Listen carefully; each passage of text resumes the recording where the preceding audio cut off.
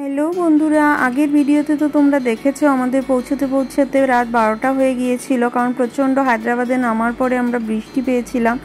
যদিও ফ্লাইট ঠিক সময়ের আগেই পৌঁছে দিয়েছিল। আর এখন সকাল হতে না হতেই আমরা 7:30টাতেই বেরিয়ে পড়েছি এআইজির উদ্দেশ্যে, কারণ সকাল সকাল গেলে, খালি পেটে গেলে যা যা টেস্ট সমস্ত কিছু হয়ে যাবে। যেহেতু আগে এসেছি সেই জন্য জানি, তো সেই জন্য আমরা সকাল সকালই চলে এসেছি। আর আমাদের হোটেল থেকে এআইজি একেবারে হাঁটা পথ। তো আমার আর কোনোভাবে রেজিস্টার করতে হয়নি, যেহেতু আমার পুরনো ফাইল ছিল। আমরা ফাইলটা জমা দিয়ে দিয়েছি। দেরি আছে, ডক্টর আসা 9:30টার দিকে আসবে। তো এই সময় টুটন আর তুর্য মিলে ব্রেকফাস্ট করে নিচ্ছে। ইডলি আনা হয়েছে তুর্যর জন্য, আর টুটন নিয়েছে ধোসা। তুর্যও খেয়েছে ধোসা, দুজনে মিলে খেয়েছে।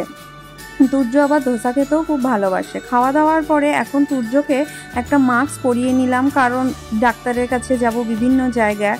তারপরে তুর্য একটু এখন খেলাধুলো শুরু করেছে। এবার দেখছি বাচ্চাদের বিভিন্ন সামগ্রী দিয়ে ওপরটা সাজানো হয়েছে টপ ফ্লোরে। তো তুর্য এখানে এসেছে, আমি বলছি এগুলো তো তোর থেকে ছোট বাচ্চাদের, তুই কি করবি?